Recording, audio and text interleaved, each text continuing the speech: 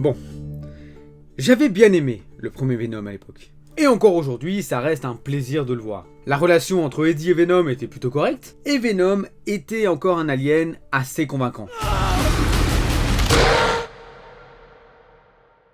Ensuite, quelques années plus tard, arriva Les Derby Carnage, le deuxième Venom qui existait. C'est déjà ça. Avec ses 1h37, il était clairement pas terrible. Très loin du carnage qu'on nous avait promis. Cependant, il y avait quand même de belles idées qui n'étaient pas très bien exploitées. Et surtout, je me rappelle de rien par rapport à ce deuxième opus. Et enfin, Sony nous dévoile la bande-annonce du troisième et dernier volet de la saga Mai sur 20. Et donc, entre la peur de la qualité et en même temps une petite touche de curiosité et un petit espoir, parce que la bande-annonce n'était pas si dégueulasse que ça, et un petit espoir qui soit bien meilleur que le second, et qui se rapproche bien plus de ce qu'était Venom 1, j'ai pris ma place, et je suis allé le voir. Eh bien...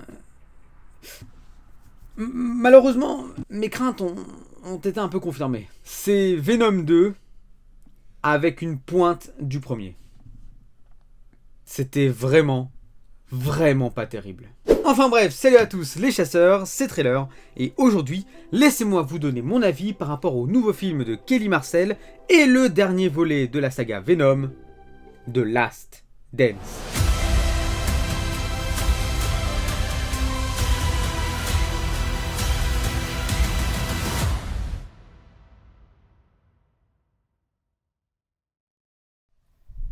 Alors, Venom The Last Dance nous plonge dans l'histoire juste après les événements de Venom 2, lorsque Knull, dieu et créateur des symbiotes, demande à ses sbires d'aller récupérer quelque chose que Venom et Eddie possèdent. Cependant, nos deux tourtereaux sont également pourchassés sur Terre.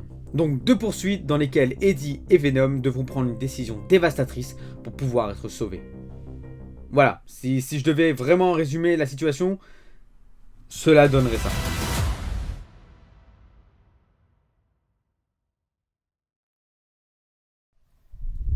Bon. La présentation et le personnage de Knull étaient plutôt intéressantes, mais pas si bien exploitées que ça. Il y a une ou deux scènes qui étaient plutôt sympathiques. Et voilà! On a fait le tour des points positifs. Oh! C'était pas ouf, hein. Ça me fait chier de dire ça parce que... Putain, j'avais un petit espoir, quoi. Je me suis dit que... Je trouvais la bande-annonce assez efficace pour certaines scènes. Il y en a d'autres où voilà, c'était un peu plus compliqué. Hein. Bah littéralement The Last Dance quoi. Vous voyez la scène, ouais. Bah elle est tout aussi terrible dans le film, je vous le dis. Mais voilà, du coup en voyant certains bouts de ces scènes-là, j'avais un peu peur. Mais ça allait. Mais waouh. En fait, le truc c'est que le film n'est pas intéressant. Voilà. Le film n'est pas intéressant, le film est vide. En fait c'est ça, le film n'a pas d'âme. C'est hyper violent dire comme ça, mais je vous jure, le film n'a pas d'âme. On a l'impression il est là, il est présent, c'est tout, c'est voilà. En fait, il est vraiment là pour mettre une conclusion, c'est tout.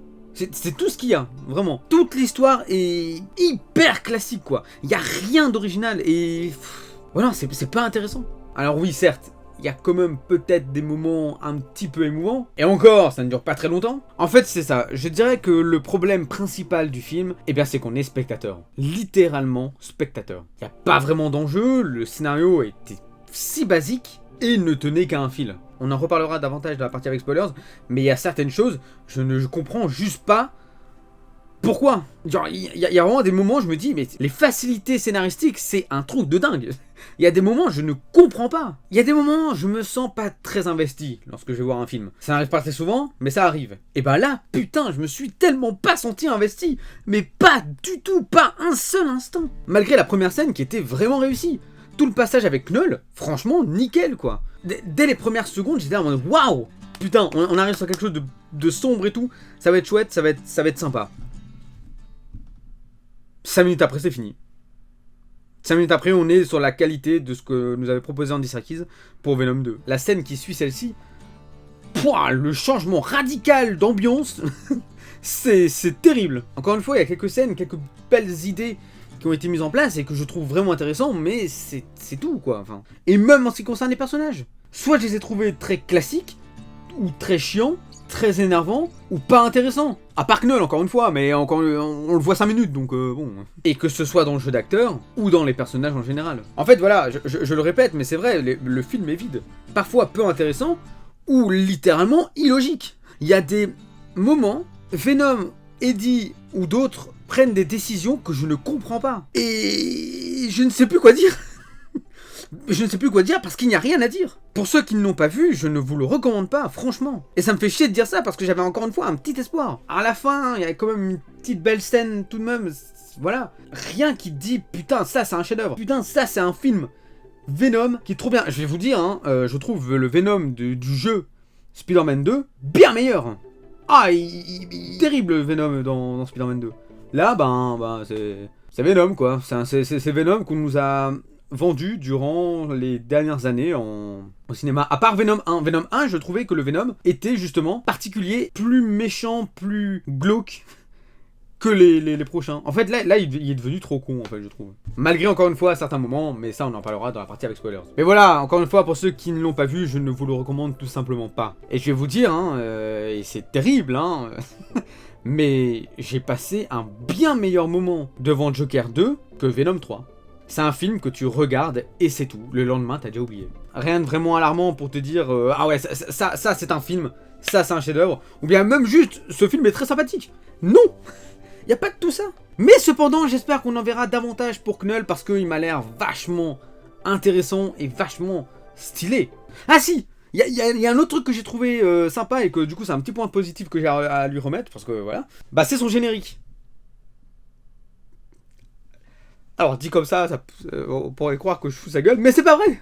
Je trouvais que le générique de fin était plutôt beau quoi. Enfin voilà, je vais pas aller plus loin en ce qui concerne la partie sans spoilers pour rien dire pour ceux qui veulent tout de même le voir. Et encore une fois, si vous voulez avoir votre propre opinion, et c'est totalement possible que vous l'adorez, et allez-y quand même. Voilà, je donne juste mon point de vue, mais franchement, allez-y si vous avez envie de découvrir les dernières aventures de Venom et Eddie. Franchement, peut-être que vous allez apprécier, et c'est tout ce que je vous souhaite, vraiment. Mais bref, la partie sans spoilers est maintenant terminée, et donc si vous l'avez vu, ou alors vous n'avez pas envie de le voir, eh bien vous êtes le bienvenu.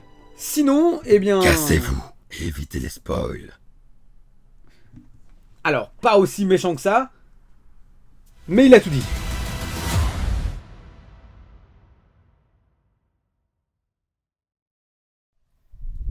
Bon, nous entrons dans la partie avec spoilers, donc faites très attention, ça va spoiler comme un zinzin. Et on va parler du coup des premières scènes du film, que je trouve d'un côté intéressant et énigmatique et bien mystérieux et bien dark comme il faut, pour ensuite passer à un changement radical d'ambiance et je ne comprends pas le délire. Ça casse littéralement la scène post-générique du deuxième. Pour ceux qui ne savent pas, à la fin de Venom 2, Venom et Eddie se trouvent dans un autre univers. Un univers où le Peter Parker de Tom Holland existe. Voilà, donc ça voulait dire que Spider-Man existe dans cet univers-là et qu'il y aura probablement un affrontement.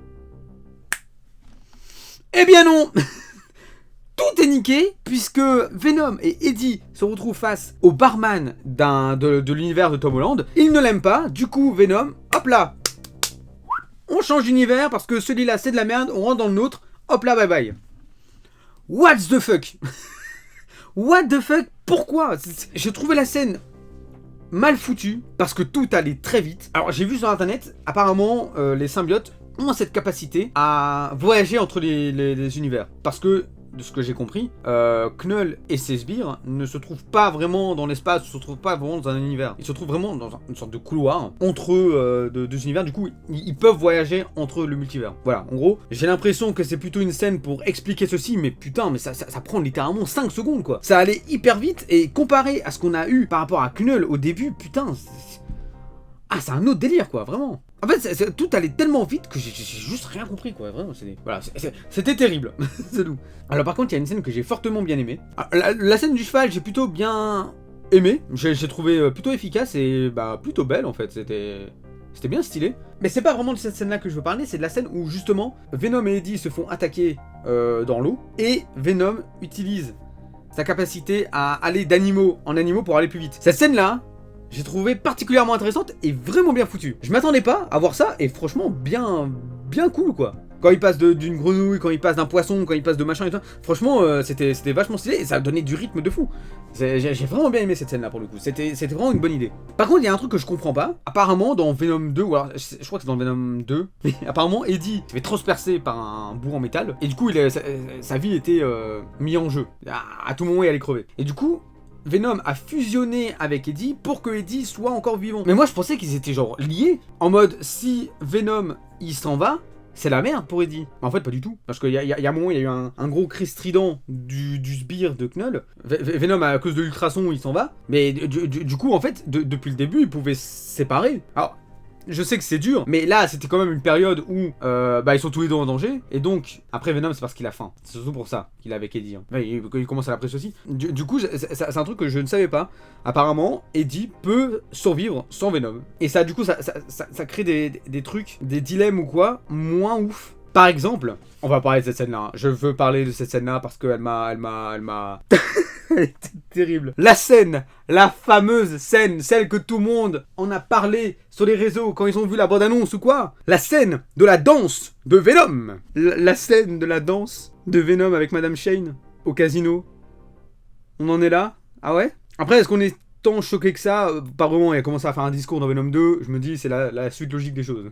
Mais la manière dont c'est présenté... Putain, la flemme scénaristique, c'est extraordinaire. Pour ceux qui ne l'ont pas vu, Venom décide de danser avec Madame Shane, et pour danser du coup, il prend le contrôle total du corps d'Eddie. Sauf que, on apprend plutôt que prendre le contrôle de Eddie, et que du coup il y a Venom qui est complètement... qui est là, qui est littéralement là, c'est la merde parce qu'en gros, les sbires de Knull peuvent voir où il est. Parce qu'en gros, il y a une sorte de clé lorsqu'ils ont fusionné, et cette clé-là permet de verrouiller la prison de Knull. Du coup, la meilleure idée, c'est de ne pas se fusionner. On est bien d'accord. Même eux, ils le disent que c'est une idée de merde de se fusionner, du coup, il faut éviter ça. Alors, je peux comprendre les ambitions de Venom en mode, ouais, non, j'ai rien fait de ma vie, voilà, il faut profiter, machin, etc. Mais connard, t'es en cavale! Tout le monde te recherche, tout le monde de la galaxie te recherche, enfin, c'est même pas la galaxie, c'est Knull te recherche, la Terre te recherche. Tout, tu danses en Venom avec Shane! Mais qu'est-ce que tu fous? En plus, je trouve la scène idiote, je trouve la scène gênante à souhait, et inutile quoi. Du coup il y a le monstre qui arrive, du coup parce que il a compris où il était, parce qu'ils se sont fusionnés. Mais pourquoi faire ça? Parce que du coup, c'est même une scène un peu qui sert à rien, parce que le monstre a quand même réussi à partir, et c'est genre l'armée qui arrive pour les récupérer tous les deux. Mais what the fuck quoi.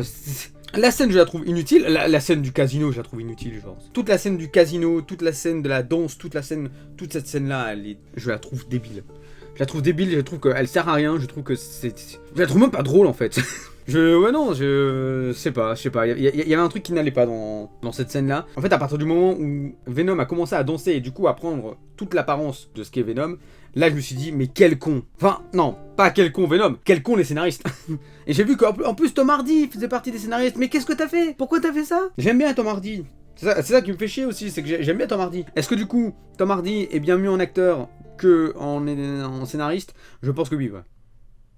Oh ouais. De toute façon, je trouve que le Venom 1 reste supérieur, mais largement, face aux deux derniers, quoi. Et du coup, on va parler de la fin, hein, avec la mort de Venom. Alors, j'ai pas eu vraiment, comme je vous ai dit, en fait, j'étais littéralement spectateur, j'étais pas si investi que ça. Du coup, la mort de Venom ne m'a rien fait. Parce que j'avais pas trouvé Venom très intéressant dans celui-là, et je le trouvais pas si émouvant.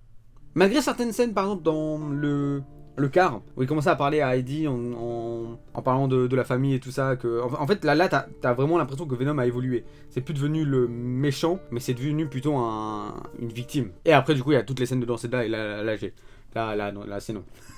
Et après du coup avec tous les Venom qui prennent l'apparence des hommes et tout ça j'ai trouvé ça assez stylé. Même en fait ils ont tellement parlé aussi de la Statue de la Liberté que c'était sûr qu'il allait avoir un délire dessus. Par contre moi je pensais qu'ils allaient survivre. Je pensais que Venom et Eddie ils allaient voir la Statue de la Liberté ensemble. Mais non, du coup il y a que Eddie qui l'a vu. Parce que du coup Venom est mort par un bain d'acide. Mais encore une fois ça m'a pas fait quelque chose. À part si à un moment peut-être quand Eddie marche et que t'as tous les souvenirs de Venom etc. C'est bien sans être être extraordinaire. Mais ça reste tout de même un petit peu émouvant, on sent l'évolution du personnage, et ça c'est intéressant. Voilà, j'ai rien d'autre à dire dessus. Enfin, non, si, il y a un truc que j'ai pas parlé, c'est par rapport au personnage, que je trouvais du coup inintéressant quoi, c'est surtout en ce qui concerne toute l'armée.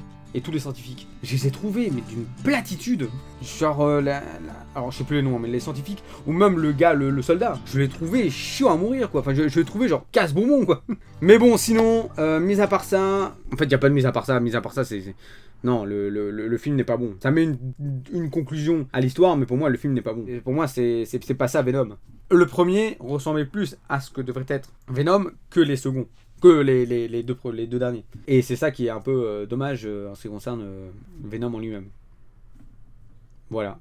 Du coup, en résumé, je trouve que Venom 3, The Last Dance est oubliable à souhait. Il est pas intéressant, le film n'a pas d'âme. T'as vraiment l'impression que le film a été fait pour mettre une conclusion et basta, c'est terminé. Et voilà. Est-ce que je vous recommande d'aller voir Venom? Non. Par contre, je vous recommande d'aller voir Venom 1. Ça, si vous n'avez pas vu, le premier Venom est... Je l'ai trouvé très bien, j'avais passé vraiment un bon moment. Et même le côté un peu vraiment horrifique et tout, c'était vraiment bien foutu. Donc le Venom 1, nickel. Et à partir de Ed Hardy Carnage, bah effectivement, c'était un carnage par rapport au personnage de Venom. Voilà. Bien voilà, en tout cas, un très grand merci d'avoir suivi cette vidéo. Si vous avez vu le film et que vous avez envie de donner votre avis, eh bien n'hésitez surtout pas à me mettre dans les commentaires, je me ferai un énorme plaisir à lire, et à voir si en fait... C'est tout le contraire, vous avez plutôt bien apprécié. Toujours dans la joie et la bonne humeur, hein, s'il vous plaît. Mais voilà, si vous avez aimé le film, eh bien n'hésitez pas à me le dire dans les commentaires, je me ferai un énorme plaisir à lire tout ça. Si vous avez également aimé cette critique, bah, n'hésitez surtout pas à mettre un petit like de soutien et également à vous abonner pour ne rater aucune critique et d'autres vidéos à venir. Dans tous les cas, je vous souhaite à toutes et tous une excellente journée ou soirée, tout dépend à l'heure où vous regardez cette vidéo. C'était Trailer, et à très vite. Ciao ciao.